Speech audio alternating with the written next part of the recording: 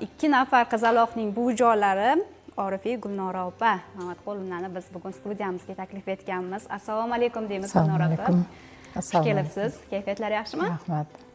Avvalambor natijalar bilan nabirangizni yutug'i bilan tabriklaymiz. Rahmat. Keling, endi o'zingiz aytib bering, Bahorni o'sha raqsga bo'lgan qiziqishi, aynan san'atga bo'lgan qiziqishi qachondan paydo bo'ldi va kim olib bordi raqsga?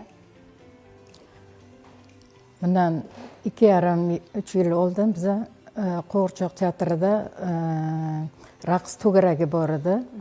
Bunda Mahruza Po'xarova dars olib borardilar. Shularga olib bordik. Ular bularga qiziqish uyg'otdi. Keyin bular birinchi sonli musiqa maktabiga o'qishga o'tishdi. Erdagi ustozi Mahliyo Xudoyberdiyeva. Ularga qilgan mehnatlarimiz, ustozlarning mehnatini ko'rib, oilaviy juda ham xursand bo'ldi. Ayniqsa mana oxirgi konkursimiz Buxoroda bo'ldi. Mana shu Buxoroda Sharq Gavharida juda ham qattiq tanlov bo'ldi. Juda ham ko'p, mingga yaqin qatnashdi. Siz ham borib ishtirok etdingizmi? Mana biz oilaviy bordik, hammamiz birga qo'llab-quvvatlagani bordik. Birinchi bosqichida 98 ball bilan ikkinchi bosqichga yo'llanma oldi. Ikkinchi bosqichda 100 ball olib Grand Prix sohibi bo'ldi-da. Nozanin birinchisida, ikkinchisida Pamircha.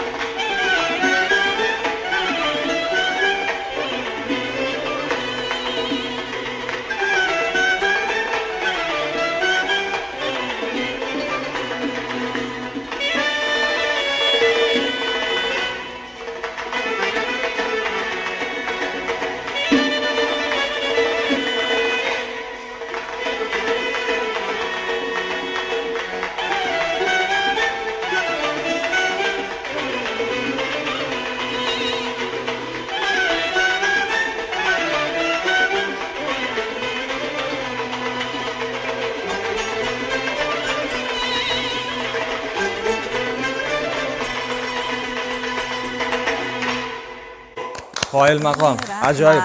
Harakatlarning nafisligi va o'ziga bo'lgan ishonch, eng muhimi yuzaga tabassum, bu yana ham bir insonlarning kayfiyatlarini ko'taradi-da, qarang. Ajoyib raqs. Men xato qilmayapmanmi degan ikkilanishlar bo'lmadi yuz ifodasida, Ohangni qarang. his qila oldilar va aynan mana shu ritmga, ohangga mos tarzda juda ham chiroyli. Liboslari ham o'zlariga yarashgan. Bahor, sizga alohida rahmat deymiz va ana endi Asmiraxonni ham suhbatga tortamiz, mikrofonni taqdim etamiz. Asmiraxon, yoshingiz nechida? 8. 8 yoshdasiz. Raqsga tushishni yaxshi ko'rasizmi? Ha. Qanday rollar, qanday o'sha raqslarni ijro etishni yaxshi ko'rasiz? Gruzincha, xincha. Mana libosingizdan sezib turibmizki, xorazmcha raqslarni ham yoqtirib, demak, ijro qilasiz, a?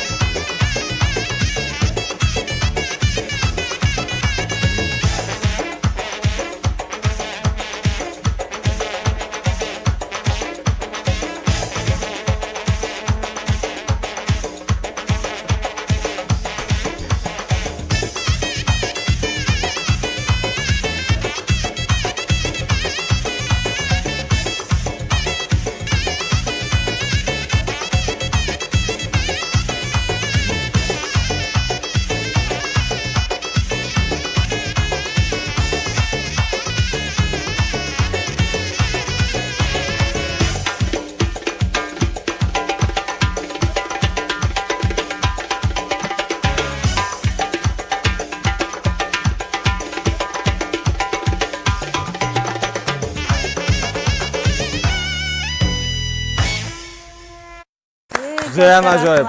Aynan nimalarni ko'proq e'tibor qaratasiz qizlarni, nabiralaringizni? O'sha qiziqishlarni yo'naltirib turasizmi? Albatta. Yo'naltiramiz. Hammasi o'zini qiziqishi bor. Masalan, Bahor ham shaxmatga ham qiziqadi. Shaxmat ham o'ynab turadi. Uyda, asosan raqs, maktabdagi darslari, ikkalasi ham yaxshi o'qiydi maktabda ham. Shu Mana shu raqsning foydali tomonlari ham juda ham ko'p. Foydali, albatta. Ularni nimasiga, nima deydi, qattiq qomatiga, sog'liq uchun foydali tomonlari, ruhiyatiga, hamma narsaga bog'liq. Mana o'sha baribir danagidan mag'zi shirin deyishadi, baribir farzandlardan ko'ra biz xohlaymizmi yo'qmi, o'sha nevaralar suyukliroq bo'ladi-da baribir. Bundan-da yaxshiroq yutuqlar egallashiga xohlayman-da. Masalan, mana ertaga Turkiyaga borganda ham O'zbekiston yuzini ko'rsatib, o'zi ham yuzi yorug' bo'lib qaytishini xohlayman-da. Albatta. Va mana ko'rib turibmiz, ko'plab yutuqlar bor, bu yerda medallar bor. Siz kadrga bilmadim qanchalik ko'rinyapti, lekin shoda medallar bilmadim, balki bu hali hammasi emasdir. Bu hali uyda yarimni olib kelgandir ehtimol. Lekin buncha yutuqlarni olishni o'zi bo'lmaydi. Buni qancha mahorat, ustozlarning mehnatlari, ota-onalar mana shu yosh ulug'larimizning duolari sabab bo'ladi. Yuqorida aytib o'tgan tanlovimizning aynan sertifikatlari Farangizxon yonlarida turibdi. Bundan tashqari bu yerda bir qancha sovg'alarni ko'rishimiz mumkin, sertifikatlarni ko'rishimiz mumkin. Albatta, bu suhbat uchun, tashrif uchun, raqslar uchun alohida tashakkurlarimizni izhor etamiz. juda ham misol shu o'rinda keling, aynan mana shu sohada farzandining qiziqishlarini deylik payqamay qolayotgan ota-onalar bo'lishi mumkin, buvijonlar, bobojonlar bo'lishi mumkin. Umuman olganda farzandining qiziqishlarini inobatga olish yoki bilish uchun qandaydir bir ko'nikmalar bormi, farzand kuzatiladimi yoki bir qanday qilib qiziqishlarini payqash mumkin? Shu yerda bir maslahatlar bo'lsa, tavsiyalar bo'lsa eshitardik. Bu juda ham ko'pchilik yosh ota-onalar uchun manfaatli bo'ladi. Endi yosh bolalar ko'pi qiziqadi baribir bolalar. Mana bog'cha bolalariga ham qarasangiz, masalan 3 yoshar nevaram bor. Muzikani eshitsa turolmaydi-da, o'ynaydi. Masalan, barib sal bo'lsa ham o'shani salgina ustozga berib turib, yo'naltirib nima qilsa yaxshi bo'ladi-da. Sog'ligiga ham har tomonlama yaxshi. Demak, vaqtida o'sha qiziqishlari, harakatlarini payqay olish ham kerak bo'ladi ota-onalar, bobo-buvijonlar. To'g'ri ustoz tanlashga ham bog'liqda. O'zi mana ustoz tanlayotgan vaqt ko'proq nimalarga e'tibor berasiz? Baribir sizlar tanlab berasizlar ustozlarni. Bu ustozlarning yutug'igami yoki qancha ko'p shogird chiqarganliklarigami o'zi odatda? Endi mana biz hozir kecha shu Sharq Gavhari konkursiga borganimizda juda ko'p ustozlar borgan. O'sha yerga borganda ustoz bilan ustozni farqini bildim-da men o'zim. Ustozlar shunaqa konkurslarga borganda ham juda ham ko'p narsani o'rganishar ekanda ular. Kamchiliklarni, ustozlarning kamchiliklarini aytganda kerakligini o'ziga oladi-da, kerakli maslahatlarni-da. Mana bularni ham ustozi o'ta talabchan. O'shalarni solishtirib, bularni ustozi yaxshiligini bildim-da. Baribir solishtirish bo'ladi, boshqa ustozlar qanday, bular qanday. Ko'p anaqalarni bermaydi-da, masalan, ko'p narsalarni berishmaydi. O'sha narsalarni bular ustozi bera olganligidan xursandman-da. To'g'ri ustoz tanlaganimizdan xursandman. Juda ham soz. Vaqtida o'sha ota-ona bo'lish kerak, ustoz ham vaqtida o'sha koyib turadigan ustoz ham bo'lish kerak, o'z o'rnida qo'llab-quvvatlov ham, demak, tanbehlar ham o'z o'rnida demak. Ba'zi sabablarga ko'ra esa qancha talabchan bo'lsa, shuncha yutug'i yaxshiroq bo'ladi-da bolalarda. Nasib bo'lsa, kelasi suhbatlarimizga albatta ustozlarni ham taklif qilish niyatimiz yo'q emasmi? Bo'lganda ham mana shunday yosh iqtidorlar yetishib chiqishi aynan viloyatimizdan bu juda quvonarli hol. Albatta. Va so'nggi suhbatimiz so'ngida Asmiraxon va Bahor, siz yana bir marta shu mikrofonni olasizda va kela olmagan ustozingiz uchun rahmatingiz bo'lsa yoki onajoningiz uchun rahmatingiz bo'lsa, yaxshi ko'rishlaringizni ham bir aytib qo'ying. Sizni tomosha qilib turishadi albatta. Ustozingga, ayangga, hammaga. Marhamat. Ustozim, sizga rahmat, shuncha bizni mana shu yo'naltirganingiz uchun, yuqlar olib berganingiz uchun deb qo'ysangiz, albatta ko'ngillar ko'tariladi, shubhasiz. Marhamat.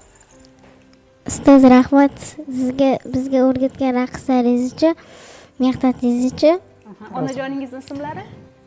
Mohira. Mohira onajoningizni ham yaxshi ko'rishingizni bir aytib qo'ying endi. Ajabasiz tashkuraman. Ana, salomat bo'ling. Asmiraxonga ham beramiz. Ustoz sizga kattakon rahmat. Onajoningizgacha. Ayajon sizga kattakon rahmat. Meni ko'plab konkurslarga borasiz.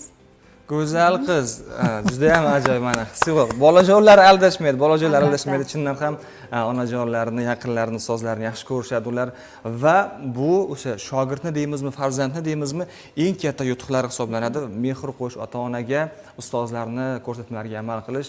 Nima bo'lganda ham demak, yosh qizlarimizga, ijodkorlarimizga o'z tashakkurlarimizni yo'llaymiz. Yutuqlari bardavom bo'lsin deymiz va siz ota-onalar ham, bobo-buvilar ham duoda bo'lib, qo'llab-quvvatlab hech qachon charchamang, tolmang deb qolamiz.